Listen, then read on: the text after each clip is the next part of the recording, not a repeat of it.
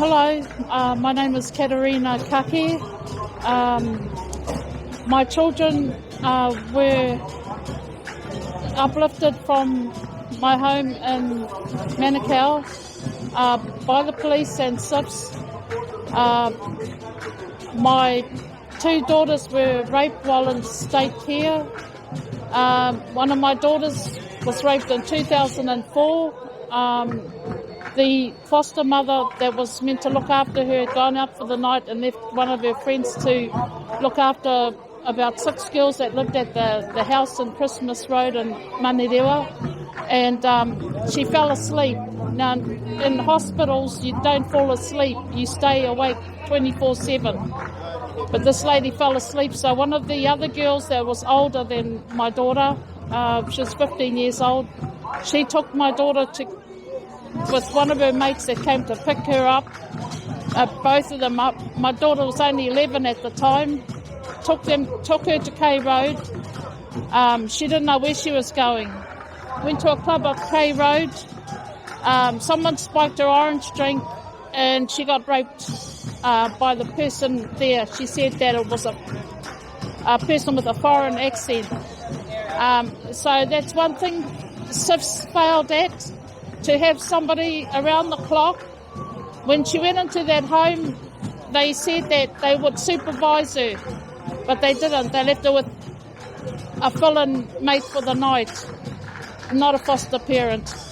The second daughter, she got raped by getting, the taxi driver would pick her up from her house in Papakura, and taken to Papakura High School every day.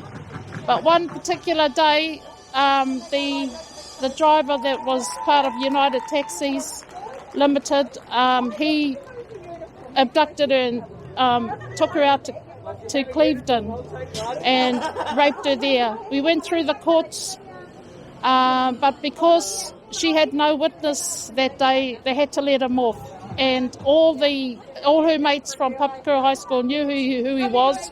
He never wore his turban on the taxi, but when he went to court, he had to look holier than thou to the judge.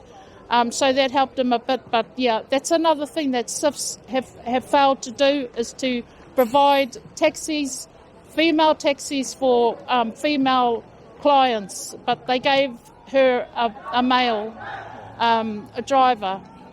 So he got off the hook, but in God's eyes, karma soon catches up with the person who does the raping and the abducting.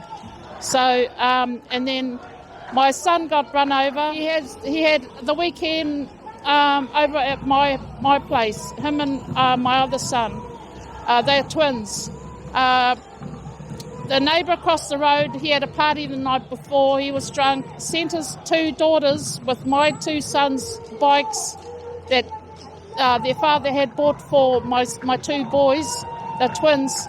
The girls across the road went up the shop on my son's bikes, and because they got special needs, my son went up to follow where the bikes were being taken, and that's when he got run over. Now, if SIFs had left my son in my care, I would have had, this happened 3 years later after they had taken them. 2003, SIFs had taken them. 2006 was the accident.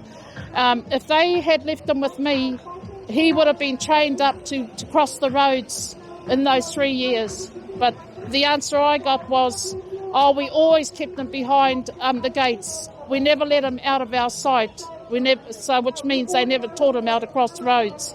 So that's another thing that SIFs needs to do, is to teach children how to cross roads, especially when they're only 10 years old. He had the accident, so now he's got a brain injury, a diffuse axonal injury. I let the father's mother, have turns looking after my oldest daughter.